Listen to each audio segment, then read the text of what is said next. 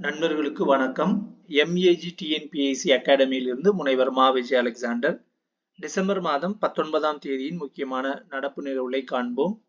அடுத்த ஆண்டு சர்வதேச விண்வெளி நிலையத்துக்கு மனிதர்களை அனுப்பி இஸ்ரோ, நாசா மேற்கொள்ள உள்ள கூட்டு திட்டத்திற்கு சுபான்சு சுக்லா, பிரசாந்த் பாலகிருஷ்ணன் ஆகிய இரு விண்வெளி வீரர்கள் தேர்வு செய்யப்பட்டுள்ளனர். பருவநிலை மாற்றத்தை எதிர்கொள்ளும் வகையில் ஒட்டுமொத்த பூமியையும் 12 நாட்களுக்கு ஒருமுறை படம் பிடிக்கும் உயர் தெளிவு திறன் கொண்ட அதிநவீன செயற்கைக்கோளை நாசாவும் இஸ்ரோவும் சேர்ந்து உருவாக்க உள்ளன. 2014இல் 25 ஜிகாவாட்டாக இருந்த காற்றாலை மற்றும் சூரிய மின்சக்தி உற்பத்தி 2024இல் 130 ஜிகாவாட்டை எட்டியிருக்கிறது. இந்தியாவின் மொத்த மின் சக்தி உற்பத்தியில் புத்தாக்க எரிசக்தியின் பங்கு 3 மடங்கு அதிகரித்து 12% எட்டியிருக்கிறது. 2023-24ஆம் நிதியாண்டில் மட்டும் காற்றாலை மற்றும் சூரிய மின்சக்தி உற்பத்தி 18 ஜிகாவாட்டை எட்டியதை தொடர்ந்து அதன் வளர்ச்சி அசுர வேகம் எடுத்திருக்கிறது என்பதை உணரலாம். 2014 மார்ச்சில் 2.8 ஜிகாவாட்டாக இருந்த சூரிய மின்சக்தி கடந்த 10 ஆண்டுகளில் 30 மடங்கு அதிகரித்து ஜூலை 2024இல் 87.21 ஜிகாவாட்டை எட்டியுள்ளது.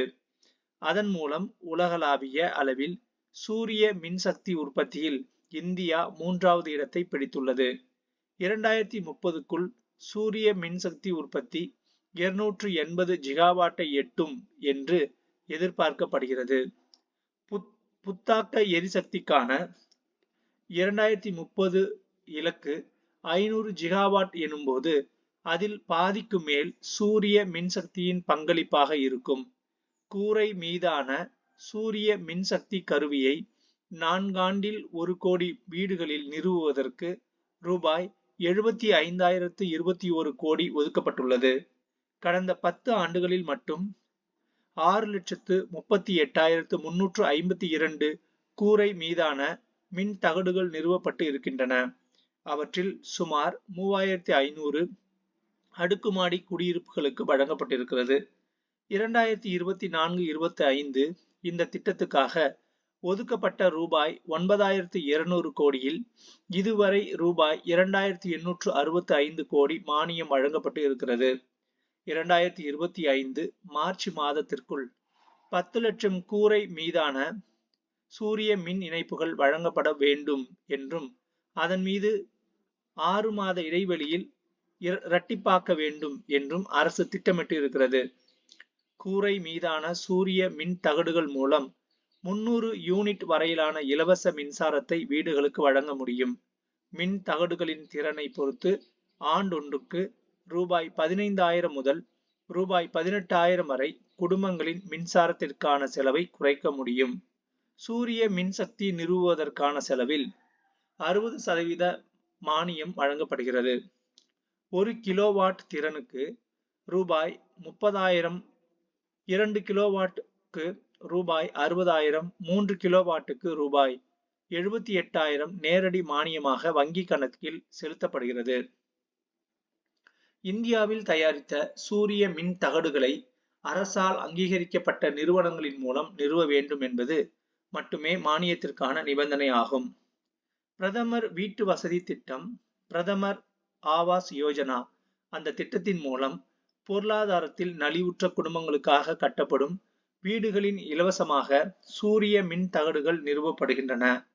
குறைந்த வருவாய் பிரிவினர், நடுத்தர வர்க்கத்தினர் ஆகியோருக்கு வரப்பிரசாதமாக அமைகிறது கூரை மீதான சூரிய மின்சக்தி மானிய திட்டம்.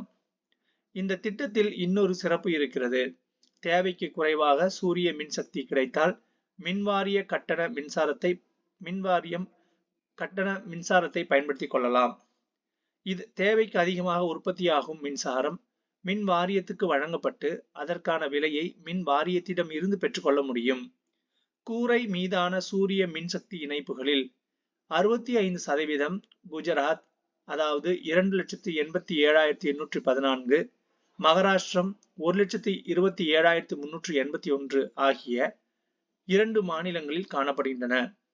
உத்தரப்பிரதேசம் 53,801, கேரளம் 52,993 ஆகியவற்றையும் சேர்த்தால் 80% இணைப்புகள் அந்த 4 மாநிலங்களில் மட்டுமே காணப்படுகின்றன என்பது குறிப்பிடத்தக்கது. தீயணைப்பு துறை உரிமம் பழங்களை எளிமைப்படுத்தும் நடவடிக்கையாக 25 ஆண்டுகளுக்கு பின்னர் அத்துறையின் விதிகளில் மாற்றம் செய்யப்பட்டுள்ளது. மன்னிக்கவும், தீயணைப்பு துறை உரிமம் பெற எளிமைப்படுத்தும் நடவடிக்கையாக 25 ஆண்டுகளுக்கு பின்னர் அந்த துறையின் விதிகளில் மாற்றம் செய்யப்பட்டுள்ளது. முன்னாள் உச்சநீதிமன்ற நீதிபதி அருண்குமார் மிஸ்ரா கடந்த ஜூன் 2021 ஆண்டு NHRC கீழ் 8வது தலைவராக நியமிக்கப்பட்டார். அவரது பதவிக்காலம் கடந்த ஜூன் 1, 2024 ஆண்டுடன் முடிவடைந்தது. இதையடுத்து இந்த பதவி காலியாக உள்ளது. NHRC உறுப்பினராக விஜயபாரதி சயானி அதன் தற்காலிக தலைவராக பணியாற்றி வருகிறார்.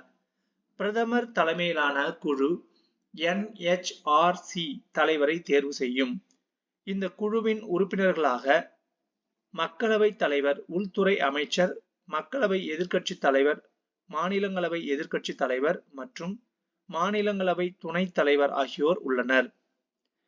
இந்த தேர்வு குழுவின் பரிந்துரையின் பேரில் முன்னாள் உச்சநீதிமன்ற தலைமை நீதிபதி அல்லது ஓய்வு பெற்ற உச்சநீதிமன்ற நீதிபதியில் ஒருவர் NHRC தலைவராக குடியரசுத் தலைவரால் நியமிக்கப்படுவார். H1B விசா விதிமுறைகளில் தளர்வு செய்யப்பட்டுள்ளதாக அமெரிக்கா தெரிவித்துள்ளது. அமெரிக்காவில் H1B விசாக்களை, அதாவது நுழைவு இசைவு விசாக்களை பெற்று அந்நாட்டு நிறுவனங்களில் இந்தியர்கள், சீனர்கள் உள்ளிட்ட வெளிநாட்டவர்கள் ஏராளமானோர் பணியாற்றுகின்றனர். சீன துணை அதிபர் ஹான் செங்கை சந்தித்த தேசிய பாதுகாப்பு ஆலோசகர் அஜித் தோவல் இந்திய சீன எல்லை விவகாரம் தொடர்பாக அந்நாட்டு வெளியுறவு அமைச்சர் வாங் யியை சிறப்பு பிரதிநிதிகள் கூட்டத்தில் சந்தித்து கலந்துரையாடினார். கேரள மாநிலத்தின் மருத்துவ கழிவுகள் தமிழகத்தில் கொட்டப்படுவதற்கு தென் மண்டல தேசிய பசுமை தீர்ப்பாயம் கடும் கண்டனம் தெரிவித்துள்ளது. ஒரே நாடு ஒரே தேர்தல் மசோதாக்களை ஆய்வு செய்ய 31 MPக்கள் அடங்கிய நாடாளுமன்ற கூட்டுக்குழு அமைக்கப்பட்டுள்ளது. அதன்படி ஒரே நாடு ஒரே தேர்தல் மசோதா கூட்டுக்குழுவில் 21 மக்களவை MPக்கள், 10 மாநிலங்களவை MPக்கள் என தலைவர் உள்பட 31 MPக்கள் இடம்பெறுகின்றனர். உலக அளவில் செமி கண்டக்டர் சிப்ஸ் இறக்குமதி செய்யும் 2வது பெரிய நாடாக இந்தியா உள்ளது. கடந்த 3 ஆண்டுகளில் இந்த இறக்குமதி 92% அதிகரித்துள்ளது.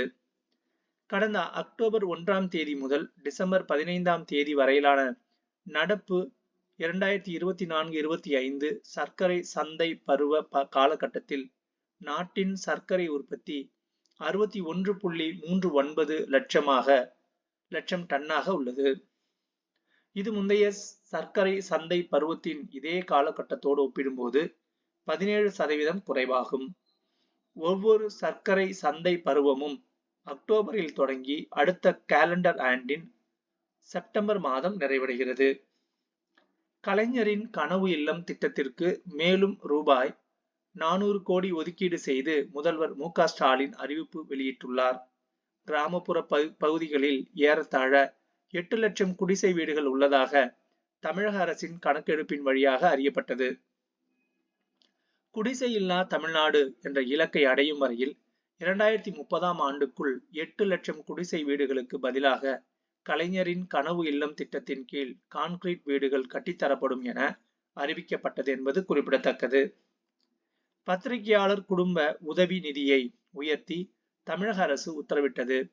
இதற்கான உத்தரவை தமிழ் வளர்ச்சி மற்றும் செய்தித்துறை வெளியிட்டுள்ளது. தற்போது தமிழக அரசு 20 ஆண்டுகள் பணிபுரிந்து பணியில் இருக்கும்போது மரணம் அடைந்தால் அவர்களின் குடும்பத்திற்கு ரூபாய் 10 லட்சமும், 15 ஆண்டுகள் பணிபுரிந்தால் ரூபாய் 7.5 லட்சமும், 10 ஆண்டுகள் பணியை நிறைவு செய்தால் ரூபாய் 5 லட்சமும் வழங்கப்படும் என்று அறிவித்திருக்கிறது. 5 ஆண்டுகள் பணிபுரிந்து பணியில் இருக்கும்போது இறந்தால் ரூபாய் 2.5 லட்சம் வழங்கப்படும் என்று தெரிவிக்கப்பட்டுள்ளது. முன்னதாக 20 ஆண்டுகள் பணிபுரிந்து இறந்த பத்திரிகையாளர்களின் குடும்பத்திற்கு ரூபாய் 5 லட்சம் வழங்க உத்தரவு பிறப்பிக்கப்பட்டது குறிப்பிடத்தக்கது. கலைஞர் கைவினை திட்டம் சிறு சிறு மற்றும் நடுத்தர தொழில் நிறுவனங்கள் துறை மூலம் புதிய தொழில் முனைவோர்களை உருவாக்கும் சிறிய நோக்கத்துடன் தமிழக முதல்வரால் டிசம்பர் 11ஆம் தேதி இத்திட்டம் அறிமுகப்படுத்தப்பட்டது. இந்த திட்டத்தில் கடன் பெற 35 வயது முதல் 55 வயது நிரம்பியவராக இருக்க வேண்டும். இந்த திட்டத்தின் கீழ் தையர் கலைஞர், மண்பாண்டம் வனைவோர், சிற்ப கைவினைஞர், தச்சு வேலை செய்வோர், பூ தொடுப்போர், பூ அலங்காரம் செய்வோர், சிகை அலங்காரம் செய்வோர், அழகு கலை நிபுணர், பாய் பின்னுவோர், கூடை முடைவோர், மூங்கில் ஆன பொருள்கள் செய்வோர், நெசவு செய்வோர், துணி வெளுப்போர், சாயமிடுவோர், கட்டிடம் கட்டும் வேலை செய்வோர், தோல் பொருள்கள் செய்வோர், உலோக பொருள்கள் செய்வோர், தங்கம் மற்றும் வெள்ளி நகைகள் செய்வோர் உள்ளிட்ட அரசால் நிர்ணயிக்கப்பட்ட 25 கைவினை தொழில்களில் ஈடுபட்டவர்கள் விண்ணப்பித்து பயன்பெறலாம். மாண்புமிகு தமிழ்நாடு முதலமைச்சர் அவர்கள் மக்களை நாடி மக்கள் குறைகளை கேட்டு உடனுக்குடன் தீர்வு காண அரசு இயந்திரம் களத்திற்கே வரும், உங்களை தேடி உங்கள் ஊரில் என்ற புதிய திட்டத்தினை அறிவித்துள்ளார். உங்களை தேடி உங்கள் ஊரில் என்பது பல்வேறு சேவைகளை வழங்குவதை மேம்படுத்தவும், அரசின் பல்வேறு திட்டங்கள் மற்றும் திட்ட பணிகளை விரைவாக செயல்படுத்தும் மற்றொரு திட்டமாகும். இத்திட்டத்தில் மாவட்ட ஆட்சித்தலைவர் மற்றும் பல்வேறு மாவட்ட அளவிலான அலுவலர்கள் ஒவ்வொரு மாதமும் ஒரு நாள் வட்ட அளவில் தங்கி கள ஆய்வில் ஈடுபட்டு பொதுமக்களை நேரடியாக சந்தித்து அவர்களின் குறைகளை கேட்டறிந்தும் அப்பகுதியில் அரசின் நலத்திட்டங்களும் சேவைகளும் மக்களுக்கு தடையின்றி சென்றடைவதை உறுதி செய்யும் ஒரு திட்டமாகும். பேராசிரியர் வெங்கடாச்சலபதி எழுதிய திருநெல்வேலி எழுச்சியும் வ.உ.சி.யும் 1908 என்ற ஆய்வு நூலுக்கு சாகித்ய அகாடமி விருது அறிவிக்கப்பட்டுள்ளது.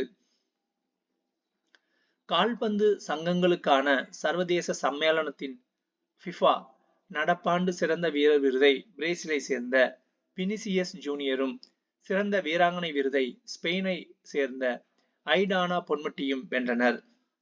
சிறந்த மகளிர் அணி பயிற்சியாளர் விருதை இங்கிலாந்தை சேர்ந்தவரும் அமெரிக்க மகளிர் அணியின் பயிற்சியாளருமான எம்மா பெற்றார். சிறந்த ஆடவர் அணி பயிற்சியாளர் விருதை இத்தாலியை சேர்ந்தவரும் பயிற்சியாளருமான கார்லோ வென்றார். மகளிர் அணியில் சிறந்த கோல் கீப்பராக அமெரிக்காவின் அலிசா நேகரும், ஆடவர் அணியில் சிறந்த கோரிக்கைகளாக அர்ஜென்டினாவின் எமிலியானோ மார்டின்ஸும் விருது பெற்றனர். இந்திய கிரிக்கெட் வீரரும் சென்னையை சேர்ந்தவருமான ரவிச்சந்திரன் அஸ்வின் சர்வதேச கிரிக்கெட்டில் இருந்து ஓய்வு பெறுவதாக அறிவித்துள்ளார். 2024ஆம் ஆண்டுக்கான மிஸ் இந்தியா அமெரிக்கா பட்டத்தை சென்னையை பூர்வீகமாக கொண்ட கைட்லினா சாண்ட்ரோ நீல் வென்றார். ஆஸ்கர் விருதுக்கான போட்டியில் இருந்து ஹிந்தி திரைப்படமான லாபதா லேடிஸ் நீக்கப்பட்டது. சில அமெரிக்க பொருள்கள் மீது இந்தியா அதிக வரி விதிக்கும் நிலையில் அதற்கு பதிலடி அளிக்கும் விதமாக இந்திய பொருள்கள் மீது அமெரிக்காவும் அதிக வரி விதிக்க நேரிடும் என்று அந்நாட்டின் புதிய அதிபராக தேர்வு செய்யப்பட்டுள்ள ட்ரம்ப் எச்சரித்துள்ளார். நன்றி.